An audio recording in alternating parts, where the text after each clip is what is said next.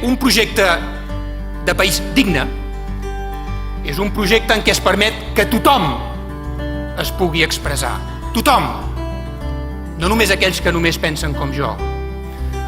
Un projecte de país digne és aquell que permet que tothom pugui exercir els drets fonamentals més bàsics, perquè tenen por que la gent entengui finalment que això no va contra ningú, que aquí no hi ha odi contra ningú, que aquí no hi ha cap voluntat d'excloure ningú. Al revés, al contrari, el que volem és construir allò que tantes vegades insistim que és necessari i el país que hem de començar a construir el dia 21.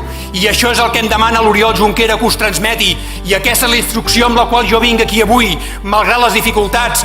Encarar aquesta campanya perquè l'hem de guanyar el dia 21 és a guanyar el país, a guanyar la república, a guanyar la dignitat, perquè tothom i cadascú de nosaltres tingui les possibilitats que avui li són manllevades per un règim injust, un règim indigne i un règim ignominiós. Moltíssimes gràcies.